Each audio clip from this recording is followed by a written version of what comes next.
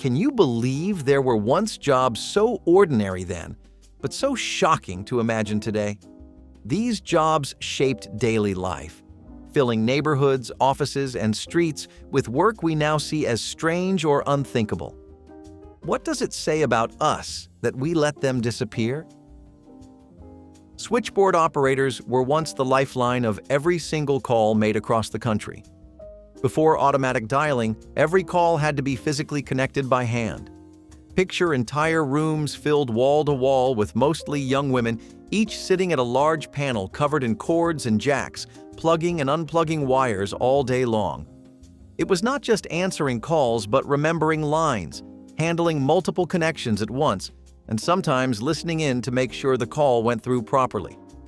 In the early days, callers would simply pick up the receiver and wait until a friendly voice said, "Number please," and that was the switchboard operator. These workers became the hidden voice behind daily communication, keeping businesses, families, and even emergency services connected. But it was exhausting work, with long hours and constant attention required to keep calls flowing. Operators often developed fast reflexes and an almost photographic memory for numbers. Over time, new technology slowly replaced them with automated systems. Today, it feels almost unbelievable that every phone call once depended on an actual person sitting at a desk, working cords like a puppet master. What we now take for granted in seconds once relied on endless patience and skill, and it truly shocks us to imagine how critical and human that work once was.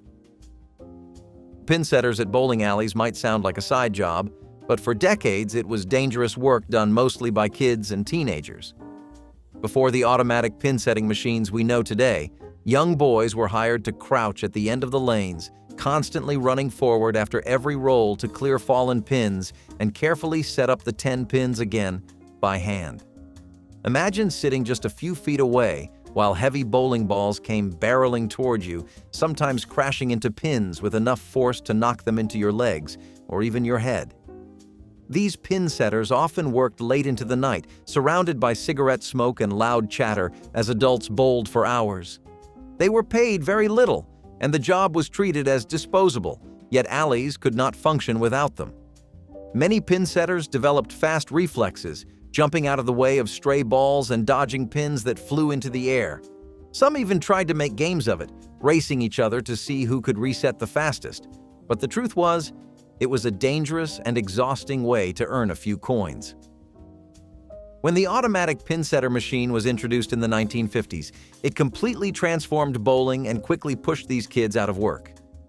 Thinking back, the idea that children were once sent to do such risky work for pennies is almost unthinkable today. The milkman was once as familiar a sight in American neighborhoods as the mail carrier. Every morning, families would leave empty glass bottles on their porch or doorstep, and before sunrise, the milkman would quietly replace them with fresh, cold bottles straight from the dairy. In a time before reliable refrigeration, this was the only way to ensure households had safe milk each day. Children often remember the clinking of bottles as the milkman made his rounds, carrying a heavy crate while wearing a crisp uniform and cap. He might also deliver cream, butter, or even eggs, making him a trusted figure in daily life. For many families, the milkman was more than just a delivery man, he was part of the rhythm of home. But the work was grueling. Milk had to be delivered quickly and on time no matter the weather. Hot summers, freezing winters, and pouring rain never stopped the routine. As supermarkets expanded and refrigerators became common in the 1950s and 1960s, the role of the milkman faded. Today, it shocks people to think of an entire workforce devoted to delivering a single food item door to door. Yet for decades, this job was an essential part of life, connecting communities and feeding families one bottle at a time. The human alarm clock, often called the knocker-up, is one of the strangest jobs from the past and almost feels like a storybook invention. Before affordable alarm clocks became common, people in cities actually paid workers to wake them up for work each morning.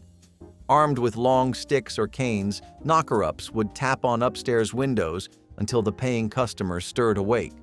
Some used pea shooters to knock on the glass from the street below, while others walked entire neighborhoods making sure dozens of people were on time for work at the mill or factory. Imagine relying on a stranger every day to make sure you did not oversleep and lose your job. It was a job built entirely on trust, and these workers often had to rise hours earlier than everyone else just to make their rounds. For years, this unusual profession kept industrial towns running on schedule. But once alarm clocks became affordable and reliable, the knocker-up disappeared almost overnight. Looking back, it is almost shocking that waking people up was once an actual paid occupation. It shows just how inventive people could be when faced with everyday needs before modern technology stepped in. Leech collectors were among the most unsettling workers of earlier centuries, and the thought of it still makes people shudder. Medicine once relied heavily on bloodletting, and leeches were considered a vital tool for curing illness. That meant entire families could make a living wading into swamps, ponds, and marshes, letting leeches latch onto their bare legs so they could be gathered by the dozens. These collectors would endure painful bites, constant bleeding, and the risk of infection, all to supply doctors with jars of wriggling leeches. Children were often sent into the water because their small bodies attracted more leeches, which is horrifying to imagine today. Once collected, the leeches were sold to apothecaries and physicians who used them in treatments ranging from fevers to headaches. The work was messy, bloody, and exhausting, but in its time it was considered respectable because it supported the health industry. With the decline of bloodletting and the rise of modern medicine, the profession vanished.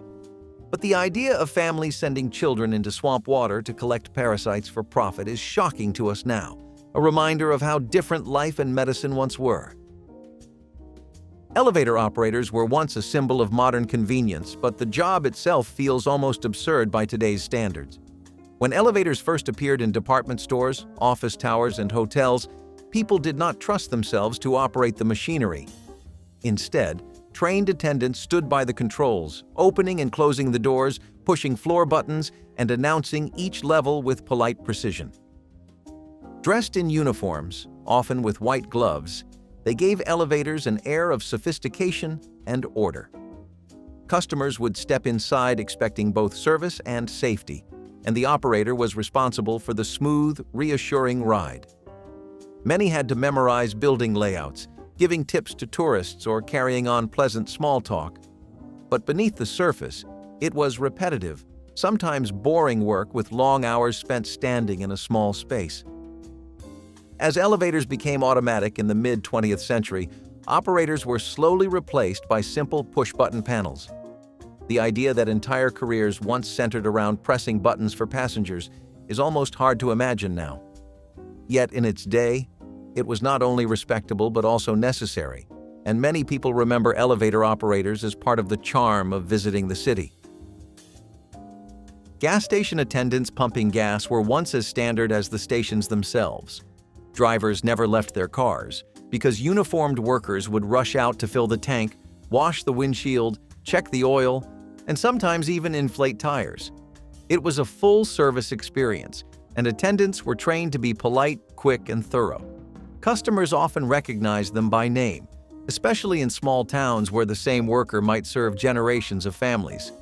The job could be hot and sweaty in the summer, freezing in the winter, and dangerous given the constant exposure to fuel. But attendants brought a sense of professionalism to every stop, with crisp uniforms and practiced routines. For many teenagers, it was also an entry-level job that provided steady pay. Over time, however, self-service stations spread rapidly because they were cheaper to operate, and by the 1970s, most attendants had vanished except in certain states. Thinking about it now, the idea of being waited on at every fuel stop feels almost unreal. Yet for decades, gas station attendants were a normal part of life, making the simple act of filling a car feel like a small moment of service and care. The ice delivery man was a common sight on American streets before refrigerators became affordable. Every day he would haul heavy blocks of ice, often weighing 50 or more pounds, from his truck into kitchens where they were placed into ice boxes to keep food cool. Children would sometimes follow the wagon to beg for chips of ice on hot days, treating it like a rare sweet. The work was grueling, with men carrying dripping blocks on their backs in all kinds of weather. They relied on leather pads and tongs to handle the weight, but injuries and sore muscles were constant companions. Ice delivery required strict schedules because families depended on fresh ice before the last block melted away. The sound of clinking tongs and melting drips was once part of every summer morning. With the rise of electric refrigerators in the mid-20th century, the ice delivery business collapsed almost overnight. Today, it seems shocking that so much effort was spent transporting and carrying something as simple as ice. But at the time, the iceman was essential, keeping food safe and homes running smoothly with each heavy delivery. Cigarette girls were a glamorous yet surprising feature of nightlife in theaters, nightclubs, and casinos during the early to mid-20th century. Young women dressed in stylish uniforms or evening gowns would walk between tables carrying trays strapped around their necks, offering single cigarettes, cigars, or even candy to patrons. They were part of the atmosphere, combining charm, beauty, and salesmanship into one package. For many women, it was one of the few jobs where they could earn decent tips while being part of a glamorous environment. But it also came with risks, from dealing with drunken customers to being constantly surrounded by smoke. Some venues used cigarette girls as marketing tools, encouraging them to chat and laugh with men to increase sales. By today's standards, the job feels shocking because it combined elements of service, advertising, and performance in a way that seems exploitative. As smoking regulations increased and attitudes towards cigarettes shifted, the role disappeared entirely. Yet in its time, the cigarette girl was a symbol of nightlife culture, remembered for the way she brought both elegance and commerce to every evening out. Rat catchers might sound like something from a medieval story, but they were a very real and important profession in American cities well into the early 20th century. Cities struggled constantly with rat infestations that spread disease, destroyed food supplies, and terrified residents. Rat catchers were paid by local governments or private businesses to hunt, trap, and poison rodents wherever they were found. Some carried small dogs trained to sniff out rats in warehouses, while others used simple traps and nets. The work was dirty, dangerous, and often carried a social stigma, but it was vital for public health. Rat catchers sometimes worked at night, crawling through alleys and sewers to keep populations under control. In return, they earned only modest wages and little recognition. What shocks us today is not only the idea of someone making a living chasing rats, but also how necessary it truly was. Before modern pest control companies and sanitation, entire cities relied on rat catchers to keep outbreaks at bay. Their work was a strange mix of bravery, desperation, and necessity, and it is hard to imagine urban life without them.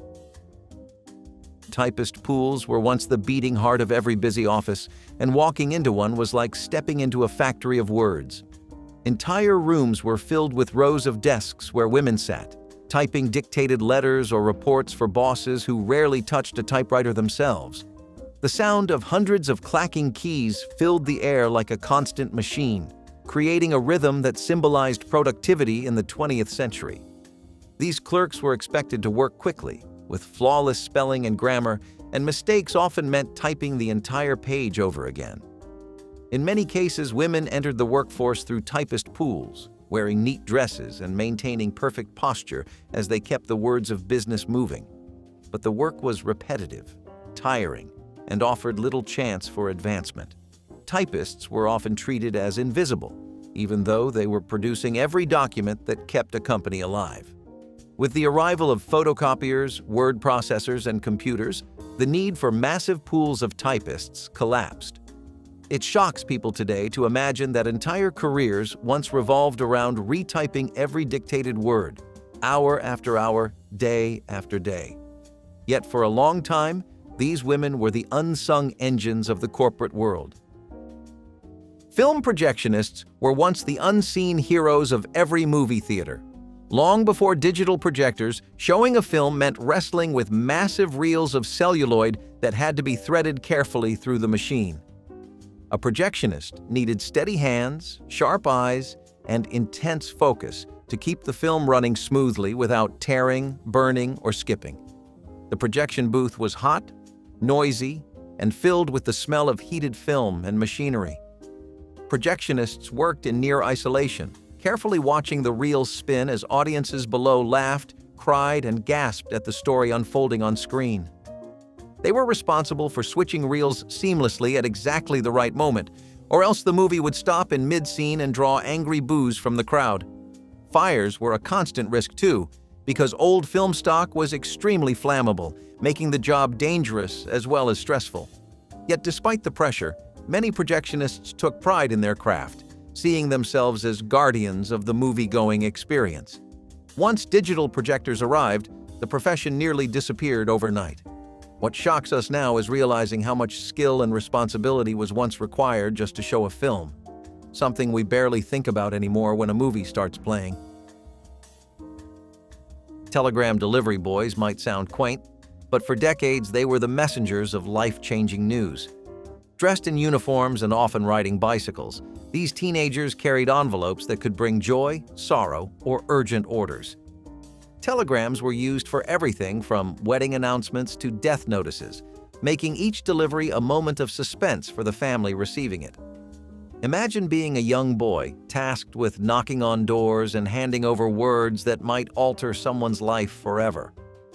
They raced through city streets, weaving through traffic and battling weather to meet strict deadlines. Companies like Western Union employed armies of these boys, who became a common sight in both big cities and small towns. The job could be exhausting, and the emotional weight of the messages they delivered was enormous. For many, it was a first job, offering discipline and responsibility but very little pay.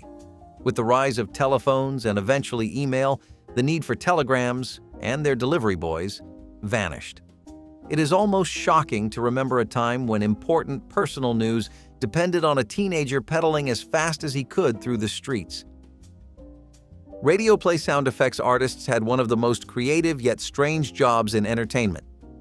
Before television and pre-recorded audio, radio shows relied on live performances for every single sound. That meant a person stood in a studio surrounded by props, ready to create footsteps, doors creaking, horses galloping, or thunder crashing, all on cue. They used shoes on gravel boxes, sheets of metal for lightning, coconuts for hoofbeats, and doors built just to slam shut again and again. Audiences at home never saw the artistry, but those sounds gave life to entire stories. It was a job that demanded timing, imagination, and the ability to improvise under pressure. If a cue was missed, the illusion could break instantly, so sound artists rehearsed as carefully as the actors. The work was playful but serious, because millions of listeners depended on it. With the decline of radio dramas and the rise of television, most of these sound artists disappeared, replaced by recorded effects. Today, people are often shocked to learn that entire careers once revolved around banging, scraping, and clattering objects in studios, all to convince listeners that what they heard was real.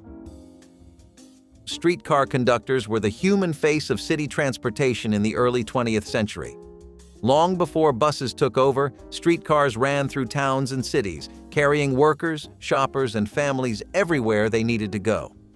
Conductors stood ready to collect fares, issue tickets, and ensure that passengers boarded and exited safely. They managed crowds during rush hours, sometimes dealing with rowdy riders or disputes over seats. Streetcar conductors wore uniforms that gave them authority, and in many neighborhoods, they were as familiar as local shopkeepers. The work was tiring, requiring long hours on foot while keeping strict schedules in all weather. But the job was steady, and many men supported their families through it for years. With the rise of the automobile and the switch to buses, the streetcar system was dismantled in most cities, and with it, the conductors vanished. Today, it shocks people to think of a time when public transportation relied so heavily on one worker managing everything from money to safety. They were once a symbol of order in bustling cities, but now they are only a memory of another era. Door-to-door Encyclopedia salesmen were a familiar sight in American neighborhoods, lugging heavy sample volumes as they tried to persuade families to invest in a full set. Encyclopedias were marketed as a symbol of education and success, and salesmen played on that promise. They knocked on doors, gave polished speeches, and sometimes pressured parents by suggesting that without encyclopedias, their children would fall behind in school. The job required stamina, charm, and persistence because rejection came constantly. But for families who bought, a shiny set of encyclopedias on the shelf was a source of pride. The salesmen themselves often worked on commission, walking miles in sun and rain to make a handful of sales. It was grueling work with no guarantee of income. With the arrival of the internet, encyclopedias quickly lost their value, and the door-to-door salesman became obsolete.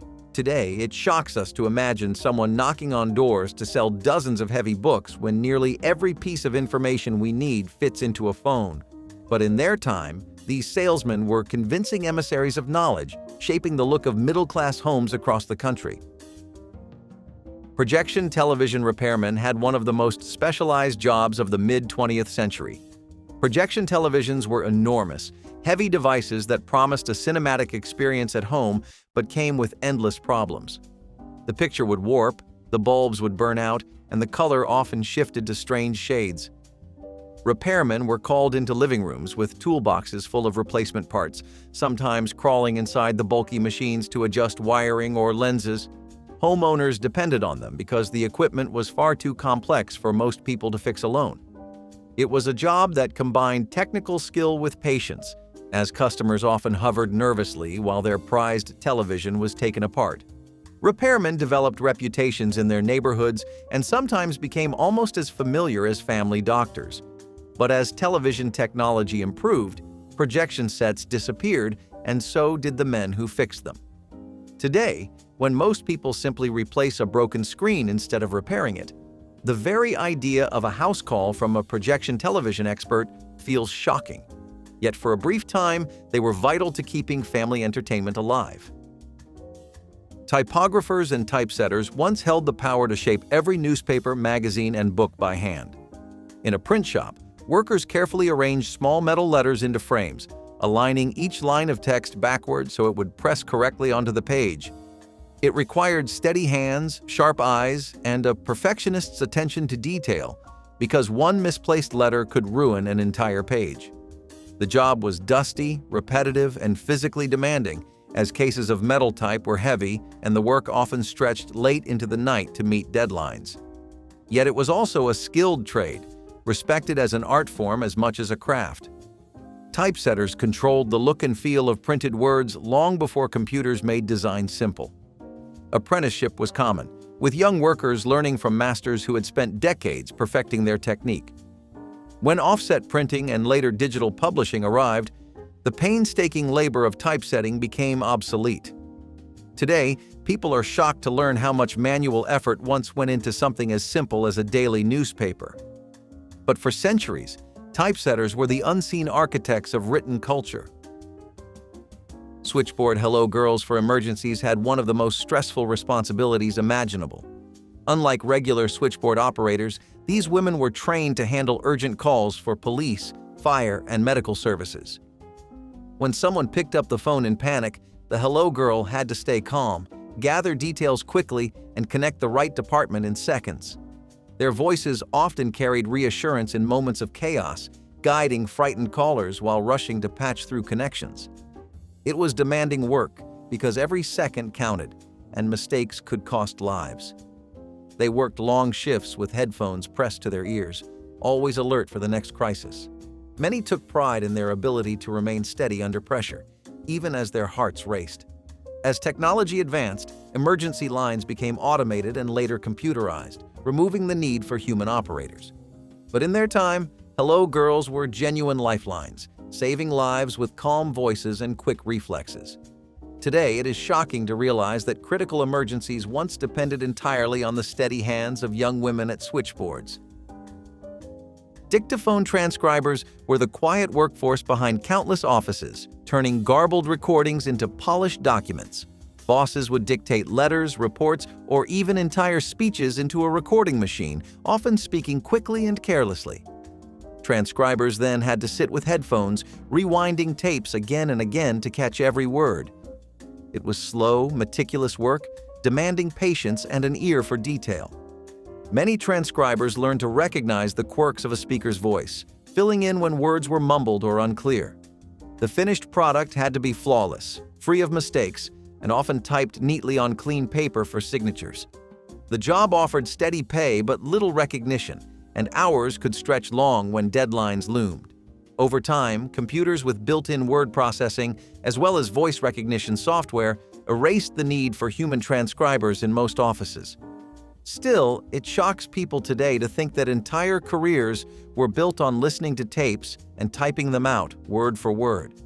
It was tedious, thankless, and absolutely essential for keeping businesses running smoothly in its day. Elevator starters were the managers of movement in the grand department stores and office buildings of the early 20th century. In places where dozens of elevators lined up side by side, chaos could break out as crowds pressed forward, each person desperate to reach a floor. The starter stood at the ready, dressed in a uniform, using a whistle or hand signals to direct people into cars and assign operators to keep traffic flowing. Their authority was absolute. No one entered without their command, and they often decided who went up first and who had to wait. For workers in busy towers, starters became familiar figures, known for their stern expressions and booming voices. It may seem almost unbelievable now that an entire job existed just to organize elevator rides, but at the time it was considered vital to order and efficiency. As automatic elevators and better systems of queuing developed, the starter vanished quietly, remembered only by those who once lined up under their sharp gaze. Public restroom attendants were once a fixture in theaters, hotels, and train stations, standing guard with trays of towels, soap, and cologne. For a small tip, they offered not only clean hands but also grooming products and sometimes even cigarettes. These attendants were expected to maintain spotless facilities, replenishing supplies and polishing fixtures while providing a sense of dignity in places often overlooked. Patrons saw them as part of the service experience, but for the attendants themselves, it was long hours in cramped spaces with little recognition. Many relied entirely on tips, making their income uncertain and tied to the generosity of strangers. By today's standards, the idea of someone watching over your restroom visit feels awkward, even invasive. Yet for decades, attendants were treated as part of the luxury of travel and nightlife. The job has nearly disappeared, shocking modern audiences who cannot imagine tipping someone simply for washing their hands. Elevator announcers in fancy hotels gave a touch of performance to an otherwise mechanical ride. Dressed smartly, often with a polished voice, they did more than open doors and push buttons. They welcomed guests warmly, offered brief commentary on the sights, and pointed out amenities on each floor, from ballrooms to rooftop gardens. Some became minor attractions themselves, known for humor, charm, or storytelling that turned a simple ride into a small experience. For guests unfamiliar with city life, the announcer provided both orientation and reassurance. It was work that required personality as much as attentiveness, creating a blend of service and showmanship. But as elevators grew faster and simpler, the announcer's role became unnecessary, eventually fading away entirely. Looking back, it is almost shocking to imagine how much weight was once placed on making an elevator ride feel special. Today, the silence of a modern elevator is a stark contrast to the chatter and guidance once offered inside. Travel agent booking clerks once handled every detail of a trip, from train tickets to flights and even hotel reservations. Long before online booking, people visited travel offices to sit across a desk while clerks flipped through schedules and maps. With pens, phones, and thick catalogs, they pieced together itineraries, often offering advice on the best routes or destinations. Families relied on them for summer vacations, businesses for conferences, and honeymooners for once-in-a-lifetime journeys. The job demanded patience, organization, and a thorough knowledge of carriers and connections. At their best, clerks gave customers confidence, turning complicated travel into a neat packet of tickets and plans. But the work could be exhausting, with endless phone calls, changes, and frustrated customers when delays occurred. Once online booking sites arrived, the demand for clerks collapsed almost instantly. Today, it shocks people to think that entire careers existed around doing what we now accomplish in a few minutes on a phone. Lamplighters once brought cities to life at night, walking the streets with long poles to ignite the gas lamps one by one. Before electricity, darkness fell heavy and unsafe unless lamplighters did their rounds. They worked at dusk and dawn, climbing ladders or reaching high fixtures, lighting each flame and later extinguishing it. The sight of lamplighters moving steadily down the street was both reassuring and symbolic, marking the transition between day and night. Their work was dangerous, involving open flames, tall climbs, and exposure to all weather conditions. Yet they were a familiar presence, and children often remembered watching them as part of the daily rhythm of life. With the spread of electric lights, the lamplighter became obsolete, replaced by wires and switches that required no human touch. Today it feels shocking that whole careers once revolved around lighting and snuffing lamps, a task now completed instantly by the flick of a switch.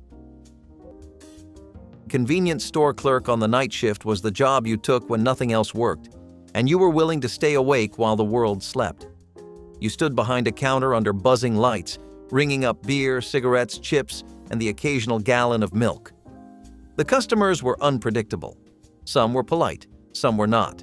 You had to be ready for anything: a broken coffee machine, a sketchy transaction, a stranger who would not stop talking about the moon.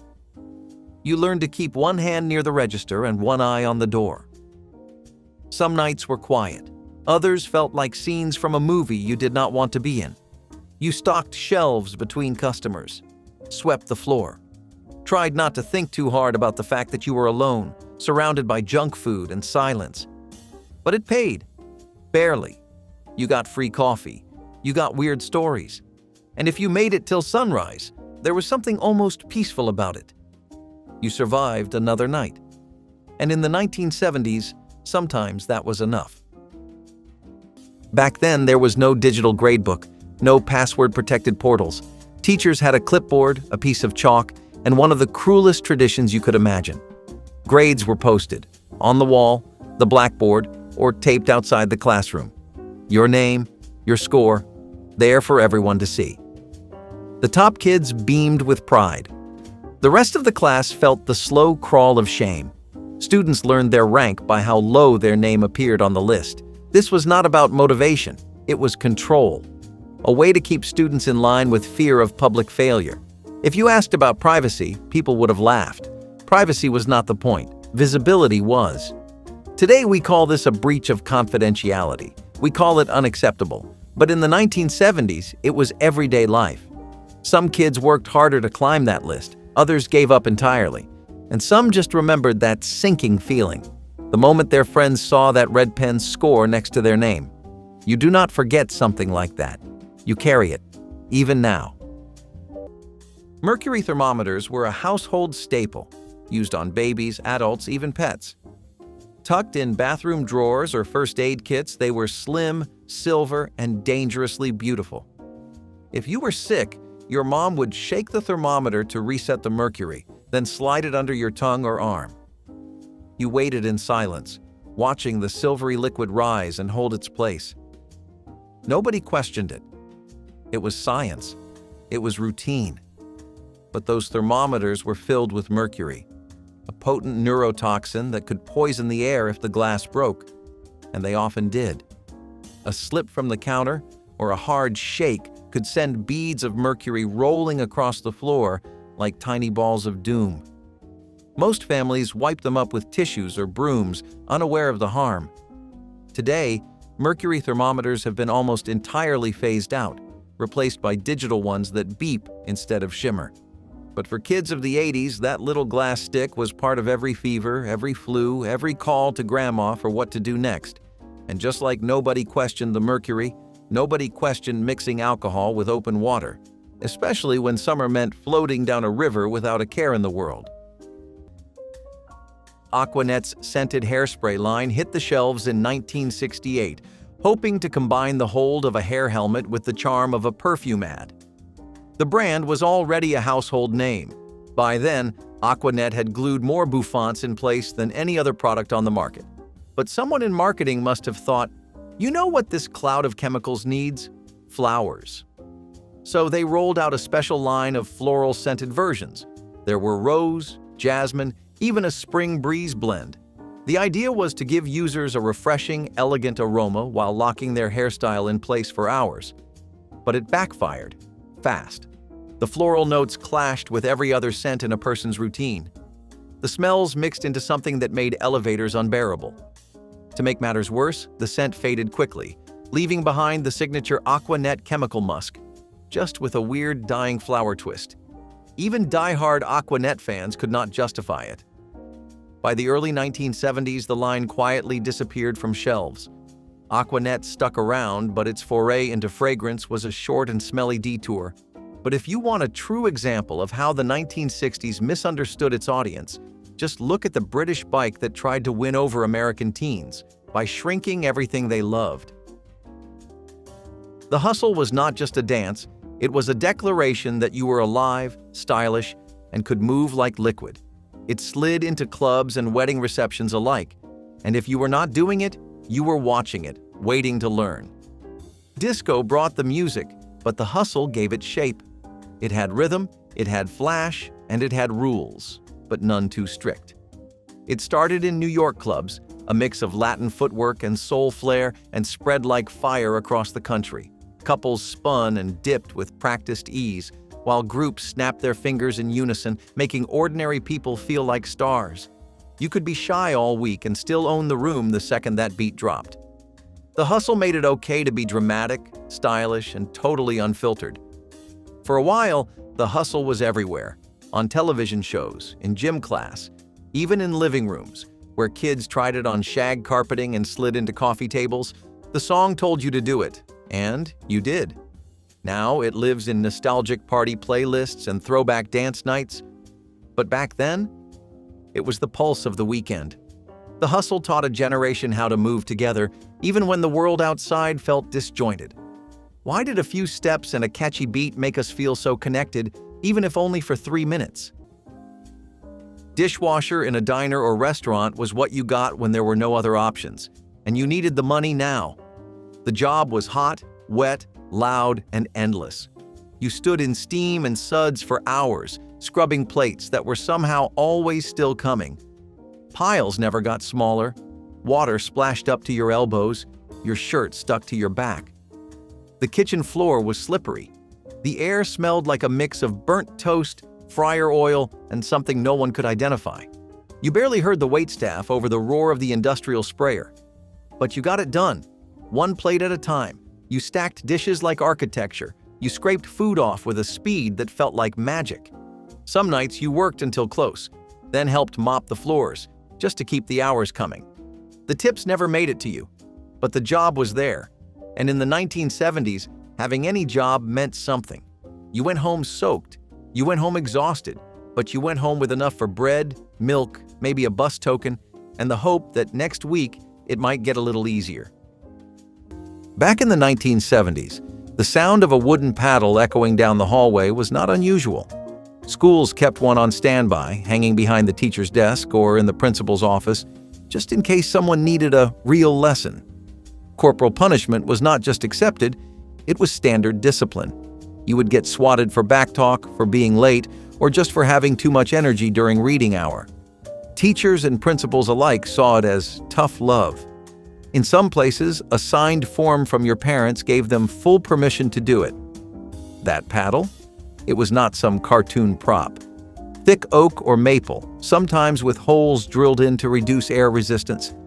One good swing, and you would feel it for days. What is more surprising is how many parents supported it.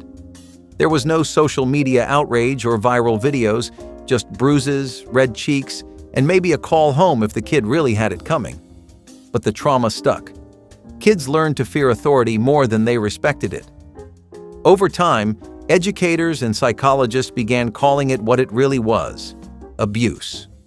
Today, paddling is banned in the vast majority of school districts, and any physical punishment is met with outrage, lawsuits, and sometimes jail time. Still, there are people who remember it like it was yesterday. Some say it built character. Others are still flinching. Either way, The paddle has left a mark, in more ways than one. Leaving kids alone in the car while shopping was as routine as carrying a grocery list. Parents would crack the windows, hand you a book or a juice box, and lock the doors. Then they would disappear into the store, sometimes for 5 minutes, sometimes much longer. You sat in the front seat, pressed buttons, turned knobs, maybe climbed into the back. If you were lucky, the radio stayed on. If you were younger, you played pretend. The car smelled like old vinyl and the warmth of the sun. Sometimes it got too hot. Sometimes you cracked the window a little more, but nobody panicked. Nobody called the police. It was a different kind of trust, one born of a culture that saw parked cars as safe spaces and errands as moments of independence. Today, leaving a child alone in a vehicle, even for a moment, is considered dangerous and illegal in many states. Amber alerts and heartbreaking headlines have changed the law and the conversation. What was once ordinary now feels like neglect. But for kids of the 1980s, it was a chance to wait, watch, and grow up a little. And if sitting alone in a hot car seems reckless today, just wait until you hear what passed for child car safety back then. Because most of us did not even have booster seats. Electric slimming belts were the miracle fitness gadget of the 1980s, or so the ads claimed. Wrap it around your waist, plug it in, flip the switch, and prepare to get electrocuted into peak physical form. These belts sent pulsing electric shocks into your abdomen under the promise of stimulating muscles and burning fat. What they really did? Cause skin burns, fainting spells, and enough emergency room visits to make the Food and Drug Administration step in. They buzzed, jolted, and sometimes sparked, especially if you were sweaty, which the instruction manual encouraged. You'd lie there, twitching like a frog in biology class, convinced the pain meant it was working. These devices became so notorious that many were banned or pulled from shelves by the late 1980s. Today's fitness tech might still overpromise, but at least it doesn't literally jolt you awake. Unless you miss the 1980s, in which case, wait until you see what they handed to kids in the toy aisle next. A survival knife inspired by Rambo. Because what could go wrong? CB radios were more than trucker toys. They were a direct line into an unseen world. In the 1970s, everyone wanted one. From long-haul drivers to suburban teens, the airwaves buzzed with chatter, codes, and nicknames. It was the internet before the internet, except it smelled like motor oil and lived in glove compartments. Citizens band radios turned anyone into a voice on the road, a personality on the move. You had a handle, not a name. You learned to say Breaker 19 and ask for a 1020. It was cryptic, cool, and weirdly intimate. There was magic in being anonymous, but still known. On those scratchy frequencies, your words mattered more than your face. For kids, it felt like being part of a secret club. For parents, it was safety and social life combined. The CB craze went nationwide, fueled by trucker movies, novelty songs, and a hunger for connection. People shared recipes, gave weather reports, even fell in love. And then, as suddenly as it came, it faded. Static returned, antennas came down. But ask anyone who ever had one, and they remember. The hum, the jargon, the thrill of being heard by a stranger miles away. Why did we stop talking when it was finally so easy to listen? Farmhand or migrant field worker was not just a job, it was survival under the sun. You woke up before the sun and worked until it dipped back down behind the trees, picking crops, hauling crates, kneeling in dirt for hours at a time. Your hands were stained, your shoulders burned. You learned to move fast and keep your head low. Migrant workers traveled from state to state, crop to crop, wherever the harvest called. Strawberries in spring, corn in summer, apples in fall. You lived in tiny trailers, shared spaces with strangers, and cooked simple meals on portable stoves. No benefits, no job security. Just the hope that there would be another field waiting tomorrow. You were paid by the bushel, not by the hour, so every second counted. Families worked side by side. Children helped when they could. Some skipped school during harvest season because money came first. You drank water from a jug wrapped in a towel. You wiped your forehead with a dirty sleeve. And you did not complain, because complaining wasted time, and time was money. There were no promotions, no raises. But there was pride. Pride in feeding a country that would never know your name. It sounds wild to say out loud now, but back then, teachers could physically handle you in ways that would cause an uproar today. Getting your arm yanked hard enough to spin you around was just another Tuesday. Slaps on the hand, the back of the head, or even a sharp flick to the ear, that was classroom management in the 1970s. You were not sent out. You were grabbed, tugged by the collar, sat back down with force. These were not teachers flying off the handle. This was how they were trained. Respect came from control, and control came from keeping order by any means necessary. Schools viewed discipline as physical correction. Parents rarely pushed back. If anything, they told teachers to do what you need to do. What no one talked about was how it felt to be treated like that as a kid. The fear, the embarrassment, the way it told you that adults did not have to listen or explain. They just had to act. Today, any of that, grabbing, pushing, physical corrections, would lead to an instant investigation. And rightly so. We finally started seeing kids as people, not just problems to fix. There is still debate today about old-school discipline, but one thing is clear. Fear-based control has no place in a modern classroom. And if you flinch when someone raises a hand, you are not imagining it. Some things stay with you. Lack of booster seats was not an oversight. It was the norm. Children too small for seatbelts simply sat on their knees or curled up cross-legged on the back seat. If you were lucky, you sat on a pillow to see out the window. That was your booster. Parents barely considered height or weight guidelines because there were none to follow. Babies sometimes rode in laps. Toddlers were belted in with adult straps that did little to protect them. Car seat laws were either non-existent or loosely enforced. In many families, a car seat was a hand-me-down with no instructions. Booster seats were rare, and safety testing even rarer. You might remember the seatbelt cutting into your neck or slipping off your shoulder entirely. Nobody measured, nobody adjusted. It was all instinct. But as crash statistics mounted and tragic accidents made headlines, laws slowly changed. By the late 1990s, most states required booster seats for children under a certain age or height. Today, it is unthinkable to drive without one. But for those raised in the back seats of station wagons and minivans, survival often came down to luck. And while cars were full of risks, the real danger sometimes came from inside the home, especially when people handled deadly materials without ever knowing it. Yep, you heard that right. In the 1970s, you could go to the store and buy a science kit that came with actual radioactive samples. Glowing rocks, uranium ore, the whole radioactive shebang. These kits were sold as educational tools, a way to spark curiosity in young minds. And they did, right before they sparked some very serious health concerns. Back then, no one batted an eye. Parents figured if it came in a box with a smiling cartoon scientist on the front, it had to be safe. Kids were in their rooms waving Geiger counters around like they were playing laser tag, all while absorbing trace amounts of nuclear material. It was science. It was cool. It was totally wild. Of course, by the time the risks caught up to the curiosity, these kits had already found their way into thousands of households. That glow-in-the-dark magic? Yeah, turns out it was not so magical after all.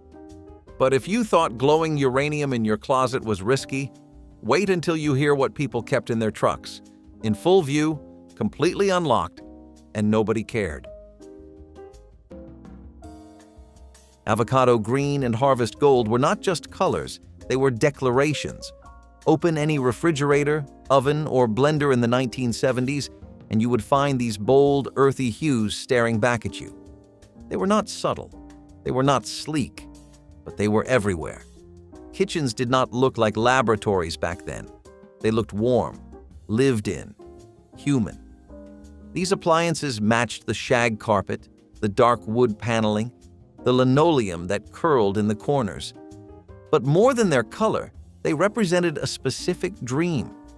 a dream of the modern American family, self-sufficient, stylish, and optimistic. They made your kitchen feel alive, even when all you had was boxed cake mix and powdered milk. You were not just making dinner, you were living in a palette that promised better days.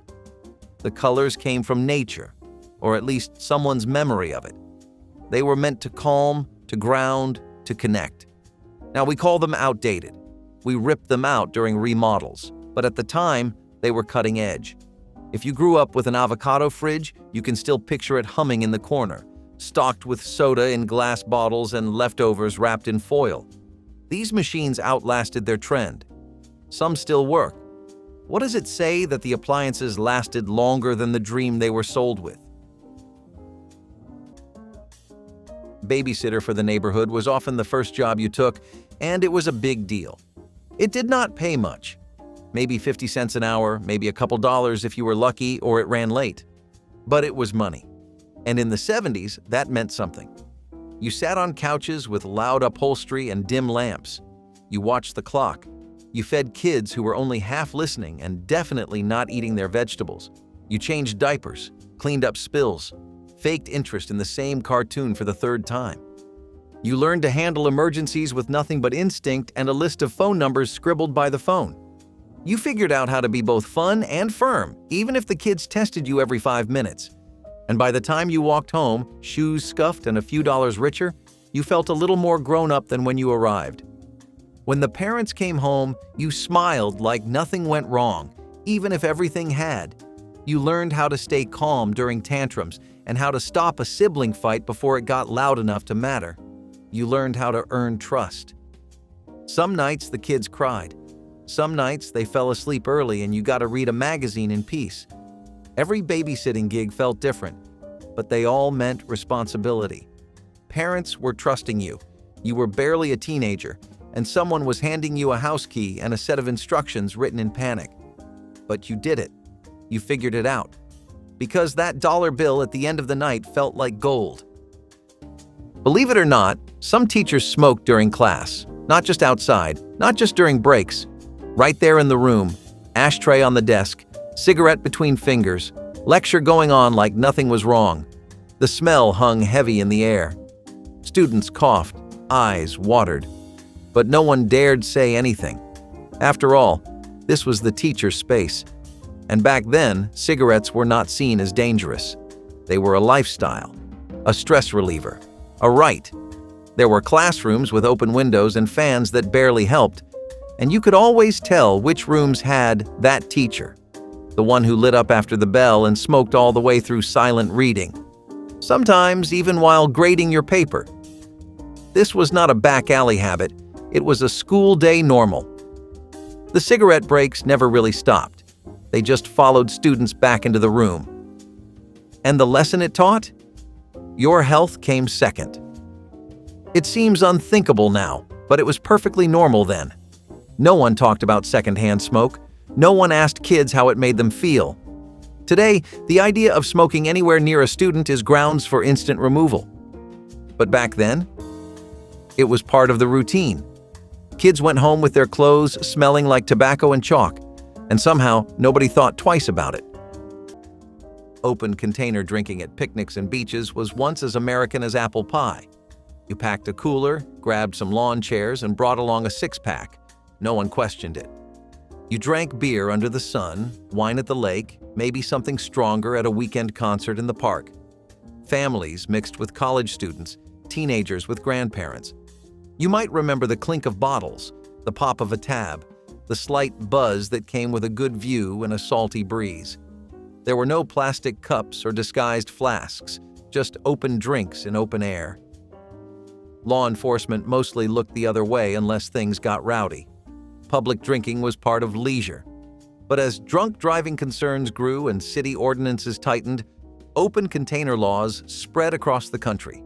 Today, drinking in public can result in fines or arrest. Beaches have patrols. Parks have signs. The once casual ritual is now a controlled offense. But in the 1980s, no one hid their bottle in a paper bag. It was open, visible, and normal.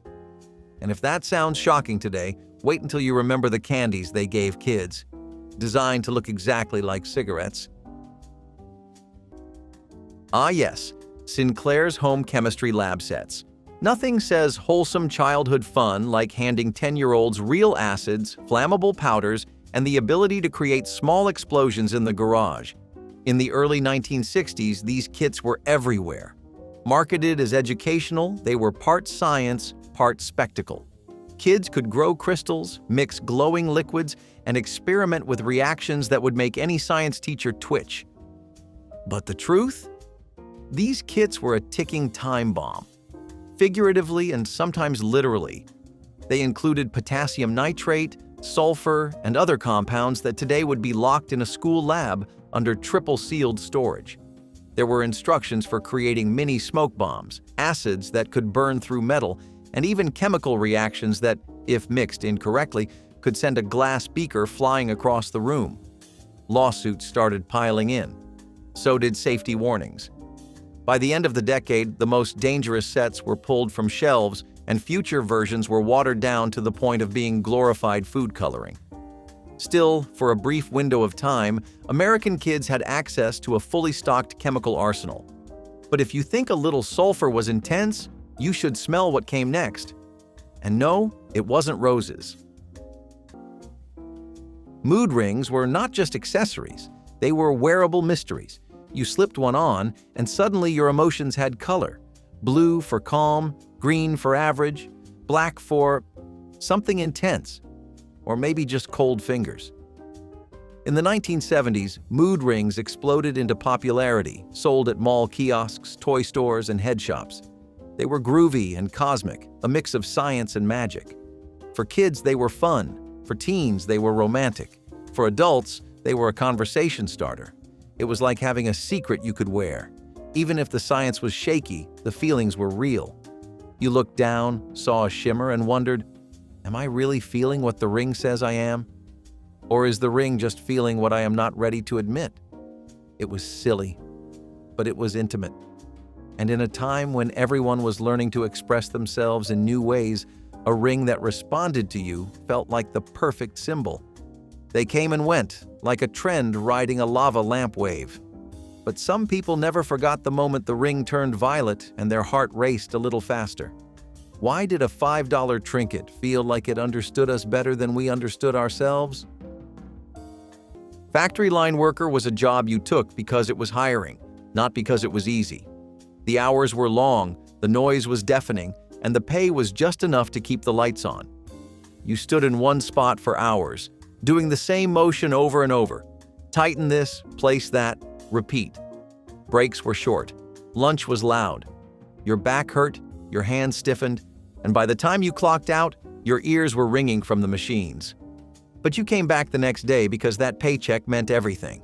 You wore steel-toed boots and carried a thermos. Your uniform smelled like metal and sweat, and you learned quickly who to trust and who to avoid. Some co-workers were lifers. Some were kids fresh out of high school with nowhere else to go. You did not complain much, just nodded, worked, and hoped management did not cut hours again. Some factories made shoes, others made parts, but they all ran the same, fast, loud, and unforgiving. You clocked in early, stayed late if they needed, and hoped the line did not break down on your shift. If you were lucky, there was overtime. If you were not, there were layoffs. But it was a job, a real one. One that paid enough for groceries, rent, and maybe, just maybe, a little left over. Imagine lining up in gym class, waiting to be weighed in front of everyone. The teacher reads your number out loud. Sometimes they even write it on the board. That was health class in the 1970s. Public weigh-ins were routine.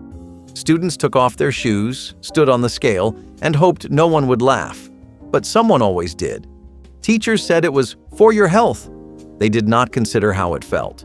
The shame, the comparisons, the numbers that followed you down the hallway. It was not just about weight, it was about power. Your body became a number, and that number became gossip. For some kids, it planted the first seed of body hatred that would grow for years. If you were heavier, you got jokes. If you were lighter, you were told to eat more. Either way, your body became a public discussion. No one asked how it made you feel. Today, this would be a privacy violation, a Title IX complaint, a viral scandal. Schools now handle health education with sensitivity, or at least they are trying to. But the damage from back then? It is still real. Kids learned to hate their bodies early. Some never unlearned it. And all it took was a scale, a clipboard, and a teacher who never looked up. Buying cold medicine used to be as easy as grabbing a candy bar. In the 1980s, if you had a stuffy nose, you walked into the drugstore, picked up a box of Sudafed, paid in cash, and left. No questions asked, no identification, no tracking. Parents sent their kids to buy it. It was just medicine, part of every household. But the main ingredient in many of those over-the-counter remedies, pseudoephedrine, was later linked to illegal methamphetamine production. By the early 2000s, laws changed. Now, you need to show identification, sign a logbook, and face strict limits on how much you can buy. The shelves are locked. The trust is gone. And what used to be a quick stop for relief has turned into a regulated transaction. But before children were regulated at pharmacies, they were doing something else just as shocking in the family car, standing tall while it moved. We have just walked through 25 jobs that once seemed ordinary but would shock people today. So tell us in the comments which one surprised you most.